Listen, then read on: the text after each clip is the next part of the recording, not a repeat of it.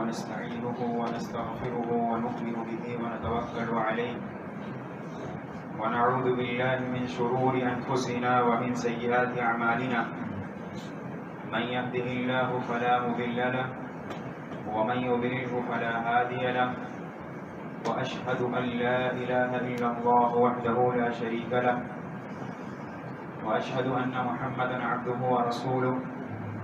أما بعد فإن خير الحديث كتاب الله وخير الهدي هدي محمد صلى الله عليه وسلم وشر الأمور محدثاتها وكل محدثة بدعة وكل بدعة ضلالة وكل ضلالة في النار. أعوذ بالله من الشيطان الرجيم. بسم الله الرحمن الرحيم. وَلَقَدْ خَلَقْنَا الْإِنسَانَ وَنَعْلَمُ مَا تُوَسْوِسُ بِهِ نَفْسُهُ وَنَحْنُ أَقْرَبُ إِلَيْهِ مِنْ حَبْلِ الْوَرِيدِ إِذْ يَتَلَقَّى الْمُتَلَقِّيَانِ عَنِ الْيَمِينِ وَعَنِ الشِّمَالِ قَعِيدٌ مَا يَلْفِظُ مِنْ قَوْلٍ إِلَّا لَدَيْهِ رَقِيبٌ عَتِيدٌ وَجَاءَتْ سَكْرَةُ الْمَوْتِ بِالْحَقِّ ذَلِكَ مَا كُنْتَ مِنْهُ تَحِيدُ ونفخ في الصور ذلك يوم الوعيد وجاءت كل نفس معها سائق وشهيد لقد كنت في غفلة من هذا فكشفنا عنك غطاءك فبصرك اليوم حديد وقال قرينه هذا ما لدي عتيد ألقيا في جهنم كل كفار عنيد مناع للخير معتد مريب الذي جعل مع الله إلها آخر فألقياه في العذاب الشديد قال قرينه ربنا ما طغيته ولكن وكان في ضلال بعيد قال لا تختصموا لدي وقد قدمت إليكم بالوعيد ما يبدل القول لدي وما أنا بظلام للعبيد. فقد قال الله عز وجل في موضع آخر. بسم الله الرحمن الرحيم. ولا تحسبن الله غافلا عما يعمل الظالمون إنما يؤخرهم ليوم تشخص فيه الأبصار مهطعين مقنعي رؤوسهم لا يرتد إليهم طرفهم وأفئدتهم هواء. وعن ثوبان رضي الله تعالى عنه قال قال رسول الله صلى الله عليه وسلم يوشك أن تداعى عليكم الأمم كما تداعى الأكلة إلى قصعتها قال قائل ومن قلة نحن يومئذ يا رسول الله قال بل أنتم كثير ولكنكم غثاء كغثاء السيل رواه أبو داود أو كما قال عليه الصلاة والسلام. محترم حاضرین جمعہ دینی ملی اور اسلامی بھائیوں، ہر قسم کی بڑائی اور بزرگی، باقی حمد و ثنا اور کبریائی اللہ رب العالمین کے لیے لائق و زیبا ہے، جو ہم سب کا خالق، مالک، رازق، حاکم، مدبر، مربی اور پالنہار ہے۔ درود و سلام کا نزول ہو اللہ کے بھیجے ہوئے تمام نبیوں پر اور خصوصاً اللہ کے پیارے حبیب جناب محمد رسول اللہ صلی اللہ علیہ وسلم پر، اللہم صلی وسلم وبارک علیہ۔ اسلامی بھائیوں، اللہ رب العالمین کا یہ قانون ہے کہ اللہ تبارک و تعالی اس زمین پر بسنے والی مخلوق کو کبھی اتنا طاقتور نہیں بناتا کہ وہ ہمیشہ ہمیش کے لیے انسانوں پر ظلم کرنے والا بن جائے۔ یہ اللہ کی سنت ہے۔ جب سے اللہ رب العالمین نے دنیا کے نظام کو بنایا ہے، اللہ رب العالمین نے اس میں ایسی ایسی قومیں پیدا کی ہیں جو طاقت کے اعتبار سے، جسمانی طاقت کے اعتبار سے، مال اور دولت کے اعتبار سے آج کے انسانوں سے کہیں زیادہ آگے تھے۔ بے انتہا ان کے پاس دولت تھی، بے شمار ان کے پاس وسائل تھے، بے شمار ان کے پاس زندگی گزارنے کے بہت ساری سہولیات ان کے پاس موجود تھیں، لیکن ان کے اندر جب غرور اور تکبر، ان کے اندر جب اپنے آپ کو اللہ سمجھ لینا، اپنے آپ کو معبود سمجھ لینا، اپنے آپ کو انسانوں کا رب سمجھ لینا اور انسانوں کو خود کا غلام سمجھ لینا، جب یہ ذہنیت ان کے اندر پیدا ہوئی، اللہ رب العالمین نے اس قوم کو ایسا مٹایا کہ ان کے نام و نشان اس دنیا سے مٹ گئے۔ مثال کے طور پہ قوم سمود، قوم عاد، اللہ رب العالمین نے کہا کہ یہ ایسی طاقتور قوم تھی کہ جنہوں نے اپنے مکان کو بنانے کے لیے پہاڑ کو تراش لیا تھا. اتنی طاقتور قوم، اتنی زیادہ فنکاری، اتنی زیادہ کاریگری اور اتنی زیادہ قوت اور طاقت کے مالک وہ لوگ تھے کہ انہوں نے گھروں کو بنانے کے لیے کسی اینٹ گارے کا سہارا نہیں لیا جس طریقے سے آج ہم لیتے ہیں. انہوں نے اپنی طاقت کا، اپنے ہنر کا استعمال کر کے اللہ رب العالمین کی پیدا کی ہوئی ایک مخلوق پہاڑ کو انہوں نے تراش کے اپنا مکان بنایا. اللہ رب العالمین نے اسی طریقے سے بنی اسرائیل پر جب فرعون کو اور ان کے قوم کو قبطیوں کا حاوی کیا اور انہوں نے ان کو اپنا غلام بنایا، تو اللہ رب العالمین نے انہی کے اندر ایک نبی کو پیدا کیا اور اس نبی کی پرورش بھی اس ظالم کی گود میں ہوئی. موسیٰ علیہ السلام کی جو پرورش تھی اللہ رب العالمین نے فرعون کے محل میں کروائی. پھر اللہ تبارک و تعالیٰ نے اسی نبی کے ذریعے سے بنی اسرائیل کی مدد کی اور فرعون کا خاتمہ کیا. تو غرض یہ کہ بہت ساری ایسی مثالیں ہمارے سامنے موجود ہیں کہ اللہ تبارک و تعالیٰ نے کبھی بھی ظلم کو اس دنیا میں باقی رہنے نہیں دیا. جب ظالم طاقتور ہو جاتا ہے، جب ظالم جابر ہو جاتا ہے، جب ظالم کمزور انسانوں پر ظلم کرنے لگ جاتا ہے، تو اللہ تبارک و تعالیٰ کا یہی قاعدہ ہے، اللہ تبارک و تعالیٰ کے دنیا کو نظام چلانے کی یہی سنت ہے کہ اللہ تبارک و تعالیٰ ظالم کی طاقت کو چھین لیتا ہے. ظالم کی طاقت کو اللہ تبارک و تعالیٰ چھین لیتا ہے، انہیں شکست سے دوچار کرتا ہے، انہیں دنیا کے اندر ذلیل اور رسوا کر دیتا ہے. اللہ تبارک و تعالیٰ نے اس کا نقشہ سورہ ابراہیم کے اندر کھینچا کہ وَلَا تَحْسَبَنَّ اللَّهَ غَافِلًا عَمَّا يَعْمَلُ الظَّالِمُونَ، کہ تم ہرگز اپنے دماغ میں یہ خیال مت لانا کہ اللہ تبارک و تعالیٰ ظالم کے ظلم سے غافل ہے. جو انسانوں پر ظلم کرنے والا ہے اللہ تبارک و تعالیٰ ان کے ظلم سے غافل نہیں بیٹھا ہے. اللہ تعالیٰ کی نگاہیں، اللہ تبارک و تعالیٰ کا علم ان ساری کی ساری چیزوں کو جان رہا ہے. وَلَا تَحْسَبَنَّ اللَّهَ غَافِلًا عَمَّا يَعْمَلُ الظَّالِمُونَ،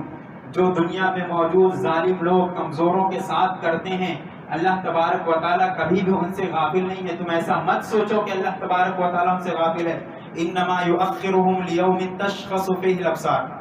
اللہ رب العالمین نے ان کا انجام بیان فرمایا کہ اللہ تعالیٰ انہیں مہلت دیتا ہے. اللہ تبارک و تعالیٰ کا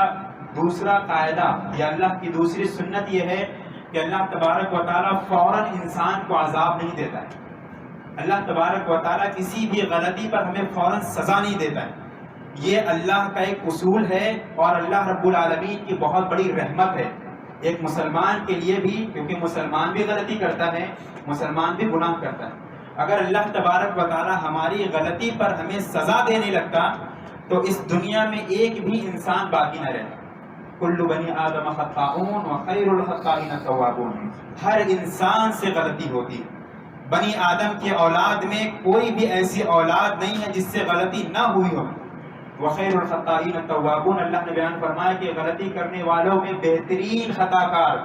بہترین غلطی کرنے والا انسان وہ ہے جو اپنی غلطی سے پلٹ کر کے اللہ سے توبہ کرے، اپنے گناہوں پر شرمندہ ہو جائے، اپنے گناہوں پر نادم ہو جائے، اپنے گناہوں پر افسوس کا اظہار کر کے اللہ کے سامنے ہاتھ اٹھا کر کے اپنے گناہوں کی معافی طلب کر لے. اللہ تعالیٰ سے بندے کو معاف کر دیتا ہے. اللہ رب العالمین نے بیان فرمایا کہ اللہ تعالیٰ ظالم کو مہلت دیتا ہے. انما یؤخرهم لیوم تشخص فیہ الابصار، اللہ تعالیٰ انہیں تھوڑی سی مہلت دے گا اور جب وہ اس دن کو دیکھ لیں گے جس دن آنکھیں پلٹ جائیں گی، جس دن انسانوں کی آنکھیں یعنی قیامت کا جو منظر ہوگا اس کو دیکھ کر کے انسان اپنے ہوش اور حواس کھو دے گا. مہطعین مقنعی رؤوسہم لا یرتد الیہم طرفہم وافئدتہم ہوا،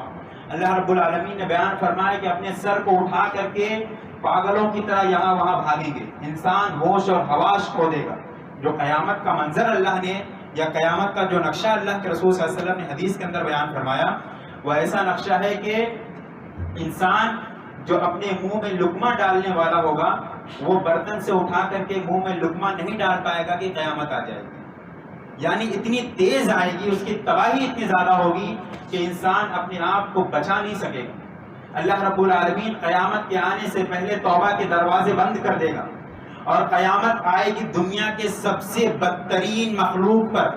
سب سے بدترین، سب سے گنہگار جو انسان ہوگا، سب سے خراب ترین انسانوں کی جو جماعت دنیا کے اندر بچے گی، اللہ تبارک و تعالیٰ ایسے لوگوں پر قیامت قائم کرے گا۔ مہطعین مقنعی رؤوسہم، اپنے سروں کو اٹھا کر کے یہاں وہاں بھاگ رہے ہوں گے، لا یرتد الیہم طرفہم، وہ اپنی طرف پلٹ کر کے دیکھیں گے نہیں، یعنی انہیں اپنا ہوش اور اپنا حواس نہیں ہوگا۔ وافئدتہم ہوا،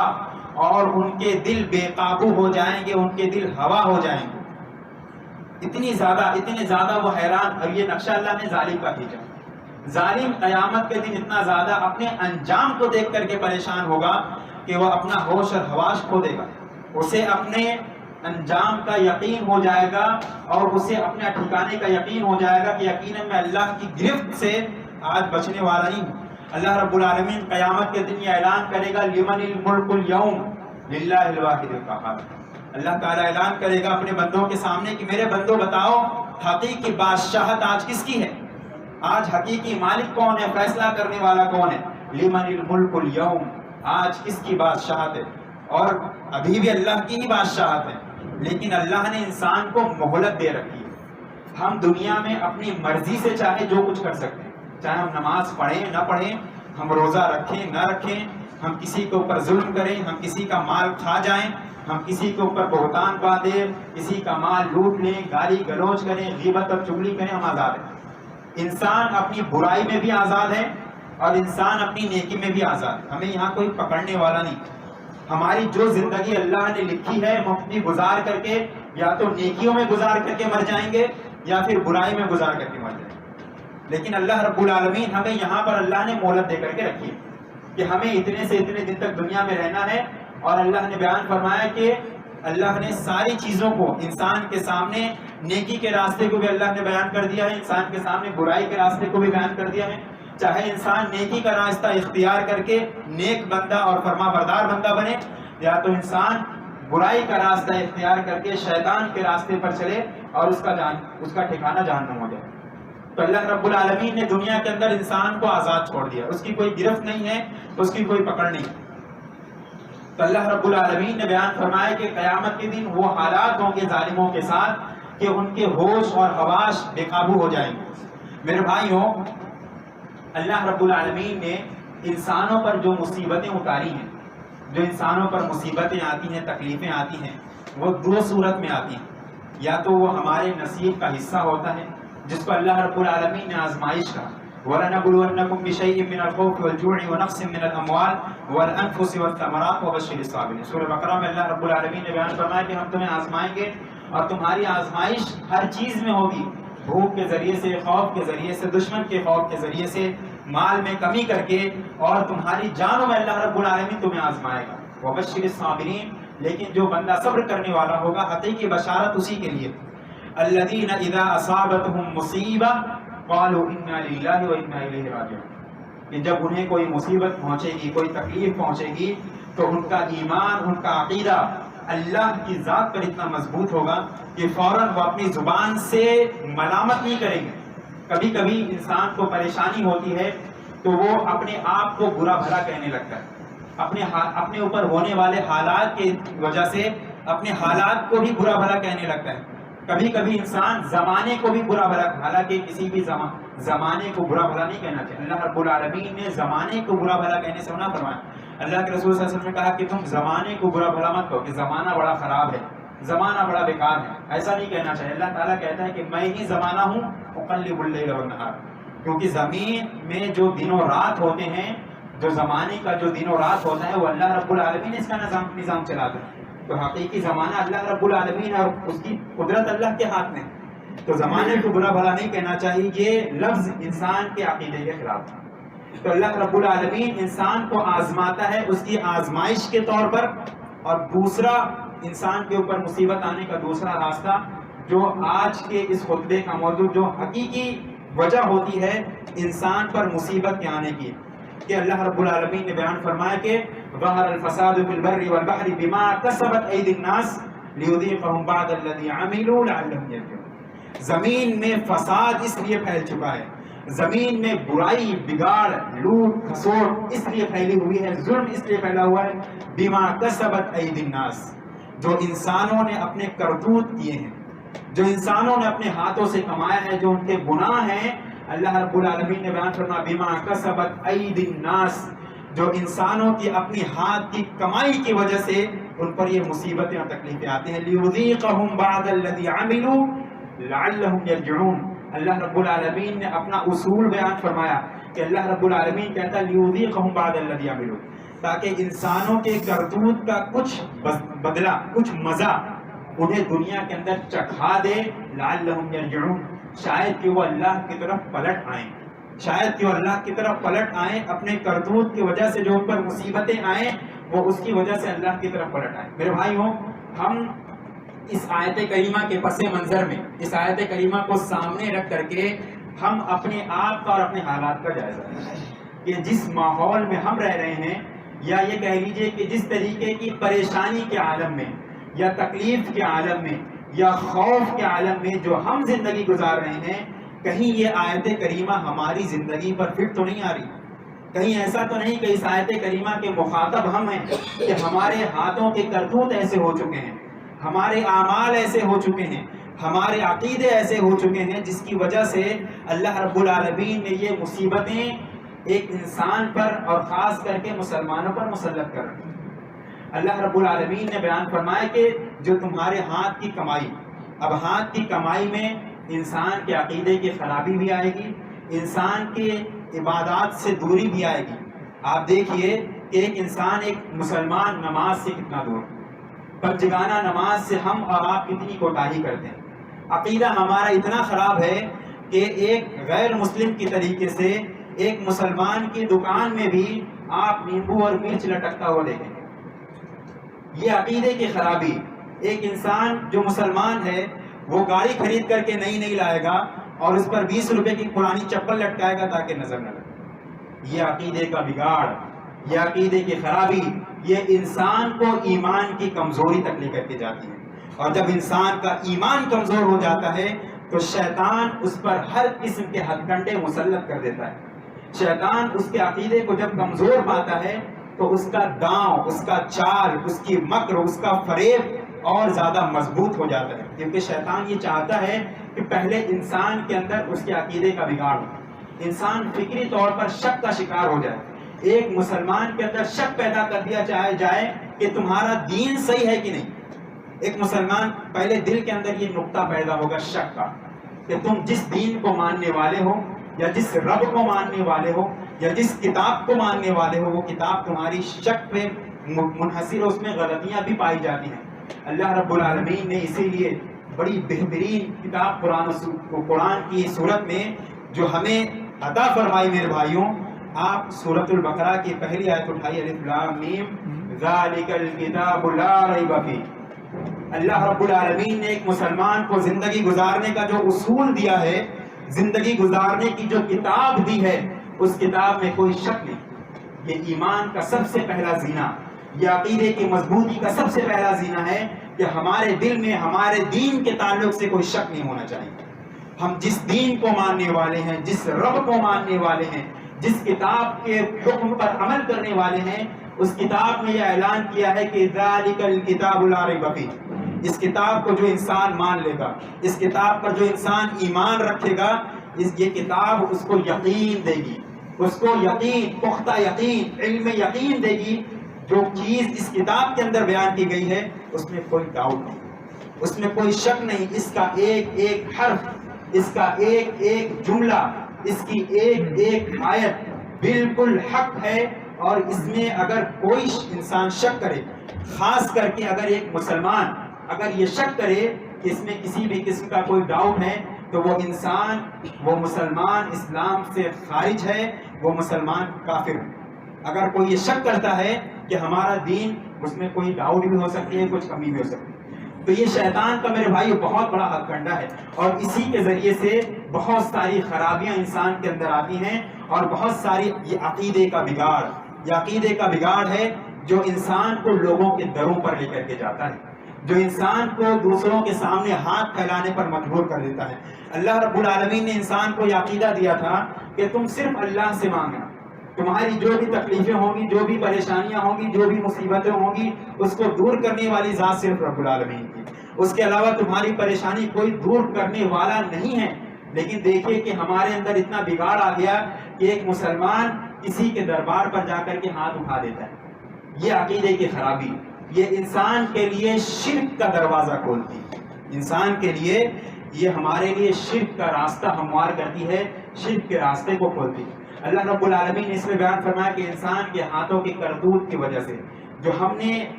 برے اعمال کیے یا جو ہم نے کوتاہیاں کی ہیں، اس کی وجہ سے اللہ رب العالمین ہمارے اوپر مصیبتوں کو مسلط کرتا ہے. میرے بھائیوں، اس موضوع کا دوسرا پس منظر میں آپ کے سامنے رکھوں. اگر ایک انسان پر، ایک مسلمان پر مصیبت آتی ہے تو یہ اس کے لیے خیر کا ذریعہ ہے.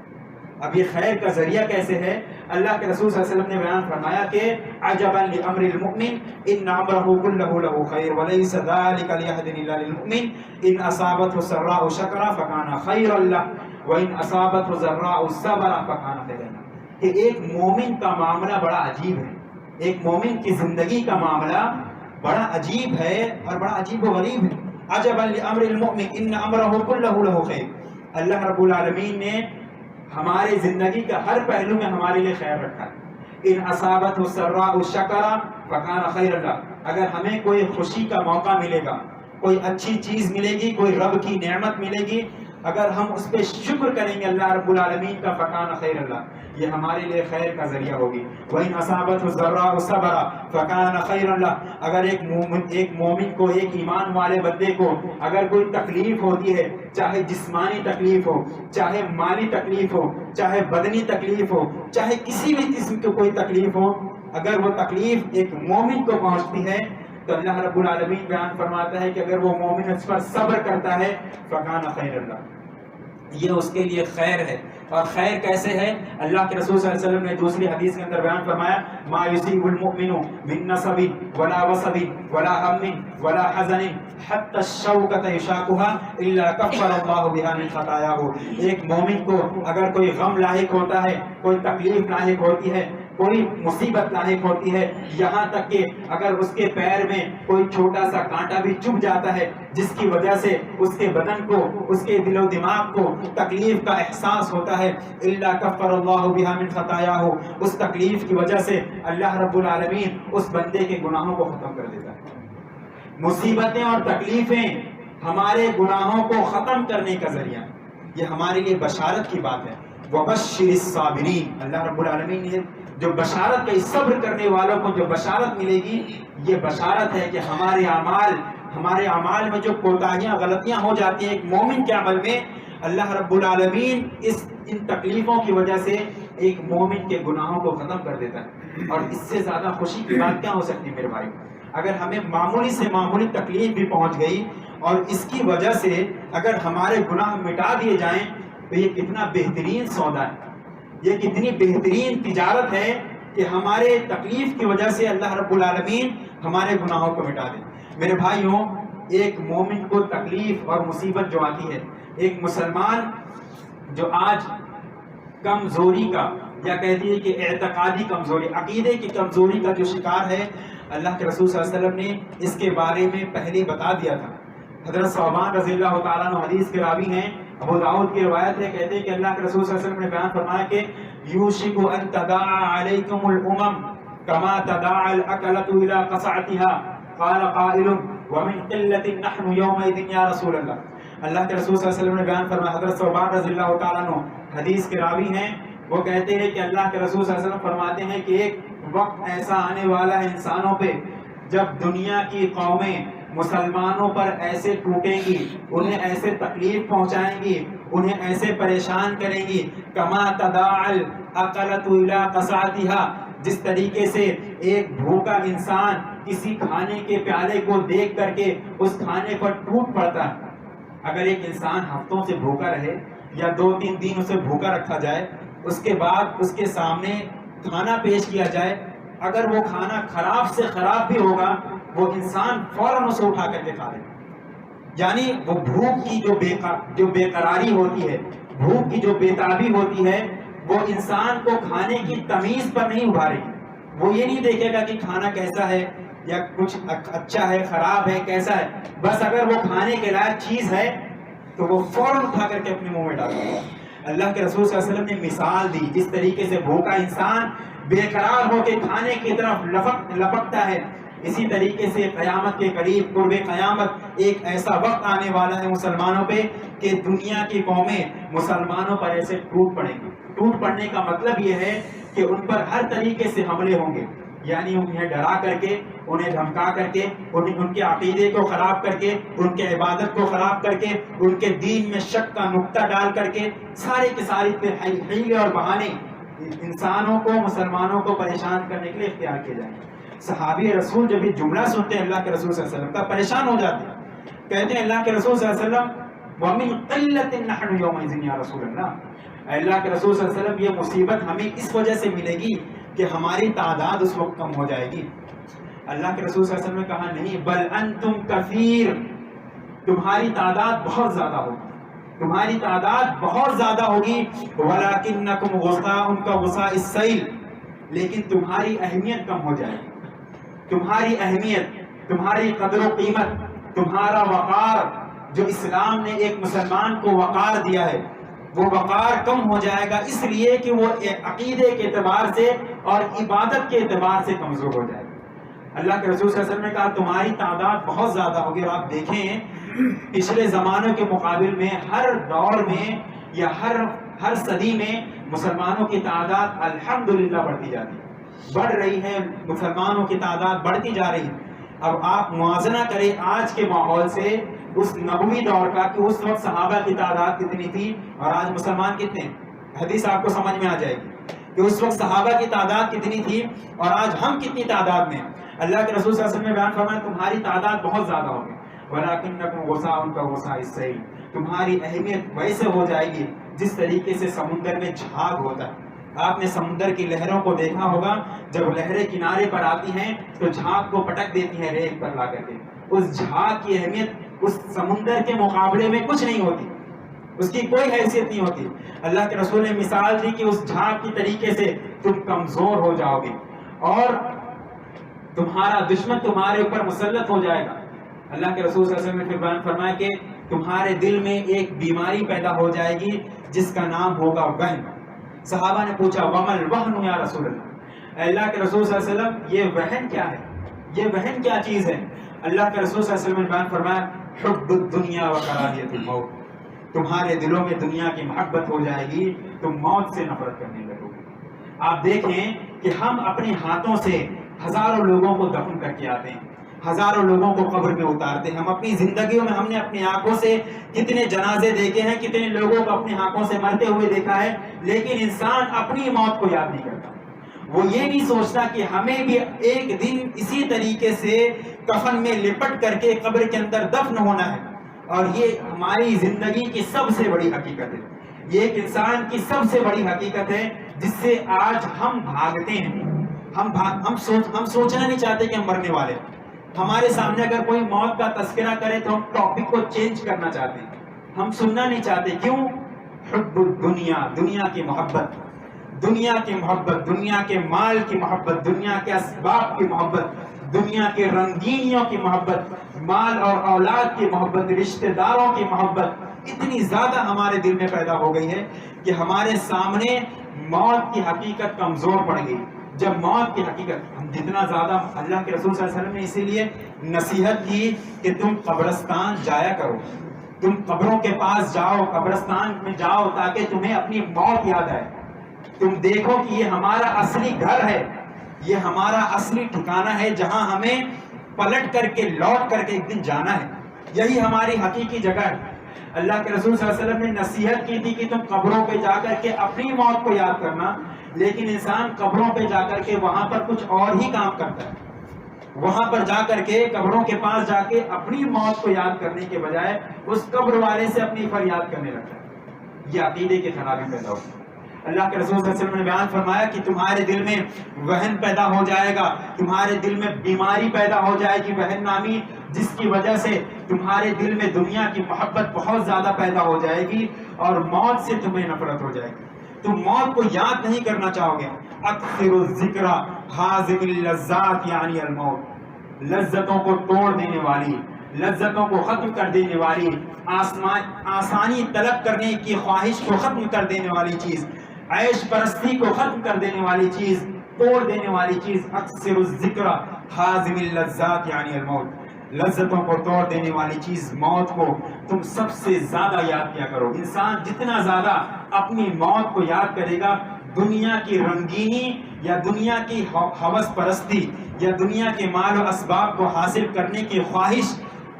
اس کے دل سے اتنی زیادہ کمزور ہو جائے گی، اور ہمارا دل جتنا زیادہ ایمان اور یقین میں مضبوط ہوگا اتنا زیادہ شیطان کے وسوسے سے ہم محفوظ رہیں گے، اور جتنا زیادہ ہم شیطان کے وسوسے سے محفوظ رہیں گے اتنا زیادہ ہمارا غالب یقین ہوگا یا ہمارا غالب گمان ہوگا کہ ہم اللہ کے عذاب سے بچ جائیں۔ میرے بھائیوں، ضرورت اس بات کی ہے کہ ہم اللہ رب العالمین سے جڑیں، ضرورت اس بات کی ہے کہ ہم قرآن و سنت سے جڑیں، ضرورت اس بات کی ہے کہ اگر ہم اپنے آپ کو دنیا کی تکلیفوں سے، دنیا کی مصیبتوں سے، دشمن کے خوف سے اپنے آپ کو بچانا چاہتے ہیں تو خوف سے بچانے والی جو ذات اللہ رب العالمین کی ہے اس ذات سے ہمیں جڑنا ہے۔ اقول قولی ھذا واستغفر اللہ لی ولکم ولسائر المسلمین من کل ذنب فاستغفروہ انہ هو الغفور الرحیم۔